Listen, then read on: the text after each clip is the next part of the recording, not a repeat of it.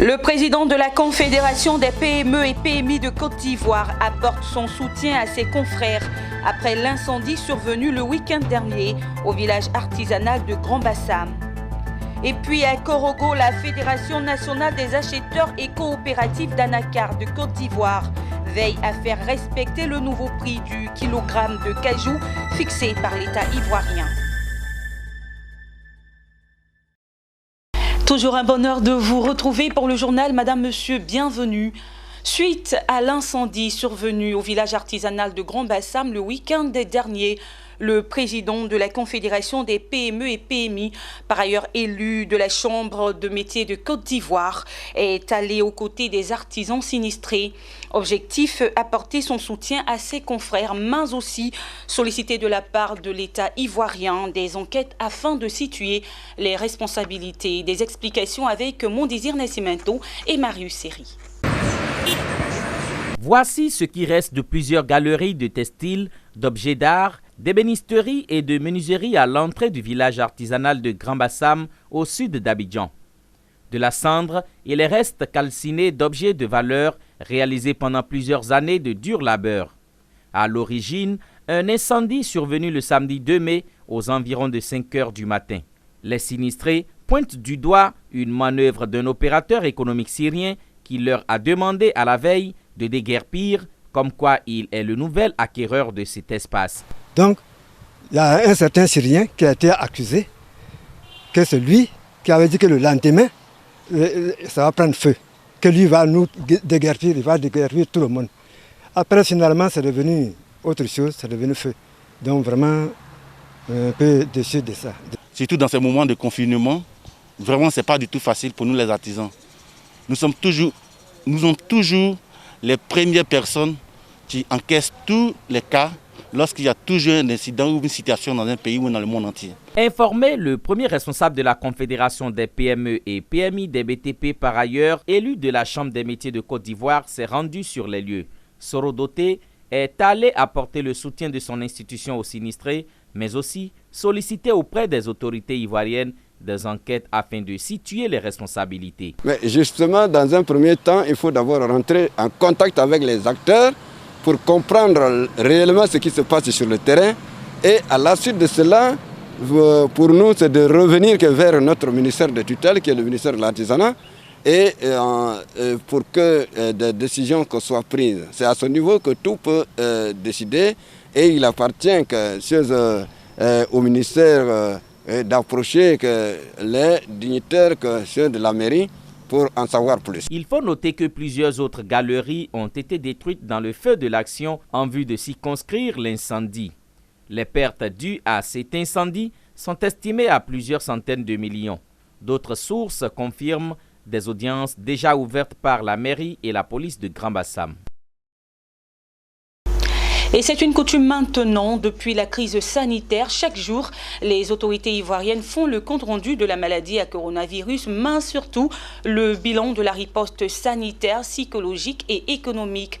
Notre équipe de reportage Corona Kofi Congo et Marius Seri ont pris part au point de presse de ce jour. On écoute. Sur les gros chantiers que nous avons, c'est par exemple la réhabilitation de la route Boaké-Kanaolo-Ferké. Le côté Boaké-Kanaolo est à l'arrêt, donc c'est l'entreprise Bouygues. Le chantier est arrêté. Par contre, Kanaolo-Ferké continue.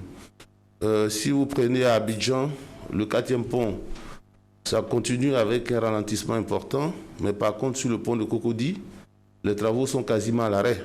Parce que actuellement, ceux qui travaillent là-bas, c'est que le personnel chinois. Le personnel ivoirien, on ne peut pas s'assurer qu'on peut donc les confiner sur le chantier. Donc le chantier est quasiment à l'arrêt. Nous avons vu avec nos collaborateurs pour voir comment est-ce qu'on peut reprendre assez rapidement. Concernant la molécule qui est la base du traitement à Madagascar, c'est un antipaludique. Et dans l'arsenal thérapeutique en cours, il y a également un antipaludique. Donc je veux dire qu'on n'est pas en déphasage. Maintenant, et le traitement marche, nous pouvons le dire, puisqu'on a près de 50% des malades qui sont guéris. Donc la décision du choix de la stratégie, j'ai dit également que c'est en fonction de l'évolution sur le terrain. Mais la Côte d'Ivoire est ouverte, ce que je peux dire. Le chauffeur qui ne porte pas le masque ou qui n'exige pas le port du masque justement à ses usagers, ou alors qui ne respecte pas la question liée au nombre de places imposées, donc prend 10 jours de prison et 50 000 francs d'amende, ou l'une des deux sanctions. C'est naturellement une infraction qui est classée contravention de 2e classe. Pour ce qui est des véhicules donc mis en fourrière pour violation de ces mesures, il y a donc les véhicules, je veux parler d'engins en général, parce qu'il y a les bateaux, il y a les embarcations flottantes, il y a les tricycles, il y a les motos. Donc les véhicules, quand vous êtes pris en flagrant délit donc de violation donc de ces mesures, il y a donc que vous payez, si vous êtes mis en fourrière, 22 500 francs sur le champ, et vous allez donc payer 2 500 francs par pénalité de retard. Pour les tricycles, c'est 21 500 avec 1 500 francs de pénalité de retard par jour. Si vous ne voulez pas aller au cachot pendant 10 jours au moins, vous payez 50 000 francs à notre trésor public. Il faut tout simplement porter le masque pour les mettre dans le transport. À San Pedro, Hilaire Lamizana, directeur général du port autonome, apporte une riposte vigoureuse contre la pandémie à Covid-19. Plusieurs actions sont menées pour faire face à l'avancée de la maladie dans l'univers portuaire. Désinfection et installation, remise d'équipements d'hygiène, mise en place d'un comité de proximité pour sensibilisation. Le reportage est signé Abel Kwao dans un récit de Betty Kwaku. Dans le cadre des mesures de prévention de la maladie à coronavirus Covid-19, le port de pêche de San Pedro a été fermé durant 3 jours pour la désinfection et le lavage du site.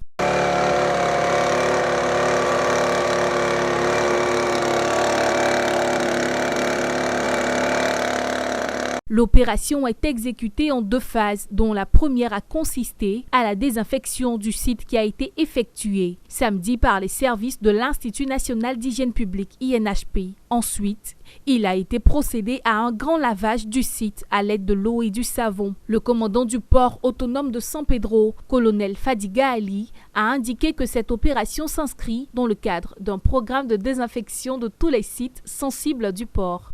Nous allons réduire le nombre d'usagers et nous allons faire respecter d'abord la distanciation sociale, le port des cache-nez, le lavage des mains. Tout ça sera véritablement respecté. La direction générale du port autonome de San Pedro a également procédé à la mise en place d'un comité de sensibilisation et de vigilance pour lutter efficacement contre la maladie à coronavirus Covid-19 au port de pêche. L'équipe de sensibilisation est composée de 25 acteurs du port de pêche. Hilaire Lamizana, directeur général du port autonome de San Pedro, a effectué une visite dans les différents compartiments du port de pêche afin de présenter le comité de sensibilisation et de vigilance. Au cours de cette visite, des séances de démonstration des lavages des mains et du port du masque ont été observées. La direction générale du port autonome de San Pedro a fait don de masques et de gel aux acteurs du port. Ce sont les acteurs eux-mêmes qui vont être au devant de la scène. L'autorité portuaire sera là pour encadrer le tout. Ils ont bénéficié d'une formation, ils ont bénéficié d'une grosse sensibilisation. Il leur reviendra maintenant d'aller sur le terrain, d'être sur le terrain pour expliquer aux autres ce qui est censé être fait et pourquoi, surtout le pourquoi est-ce que c'est censé être fait. Depuis le 25 mars, la direction générale du port autonome de San Pedro avait déjà pris des dispositions relatives au renforcement des mesures de prévention et de lutte contre la propagation de la maladie à coronavirus. Ces dispositions sont relatives notamment à la soumission des personnes à des mesures sanitaires et d'hygiène corporelle avant l'accès au port de pêche, l'instauration de plages horaires de débarquement des produits de pêche, le respect d'une distance d'1 mètre entre les personnes et la limitation du nombre de personnes présentes sur les sites et les zones du port de pêche. On l'annonçait en titre, l'État de Côte d'Ivoire a fixé le prix du kilogramme de la noix de cajou à 400 francs CFA pour la campagne 2020. Sur le terrain, les acheteurs véreux n'hésitent pas à contourner cette décision gouvernementale. Dans les régions productrices d'anacarde au nord de la Côte d'Ivoire, la FENACACI, Fédération nationale des acheteurs et coopératives d'achat d'anacarde de Côte d'Ivoire, veille au strict respect de ce prix. Elle a par ailleurs invité les producteurs à livrer de l'anacarde de bonne qualité afin de bénéficier de 400 francs CFA de prix de l'anacarde. Le reportage est signé Ouattara Daouda et Betty Kwaku. La Fédération nationale des acheteurs et coopératives d'achat d'anacarde de Côte d'Ivoire, FENACACI, s'engage pour les producteurs de noix de cajou. Elle vient de parcourir 6 régions de la Côte d'Ivoire afin d'initier les producteurs à un système de vente regroupé qui consiste à rassembler toute la production en respectant les normes de conditionnement. Dans toutes les localités parcourues, le prix de la noix de cajou fixé à 400 francs CFA par l'État de Côte d'Ivoire est respecté par la FENACACI. Avec un peu de sacrifice, elles peuvent obtenir des acheteurs le prix fixé par le gouvernement. Et vous qui êtes là, vous devez continuer la sensibilisation auprès de toutes les populations des villages voisins pour que effectivement le coût soit maintenu, le prix fixé par le gouvernement soit celui de 400 francs. Mes charges de dire aux parents, aux producteurs de ne pas être inquiets, qu'ils soient rassurés, que tout le produit qui reste, on va prendre le produit au prix de l'État. Donc qu'ils soient rassurés, c'est un processus qui se suit, qui ne va pas s'arrêter. Qu'ils soient un peu patients. On va tous enlever le produit. À l'instar du président de la jeunesse de Nao Walaka et du préfet de région du Poro, les populations se disent satisfaites de cette opération qui vient soulager l'ensemble des producteurs de noix de cajou.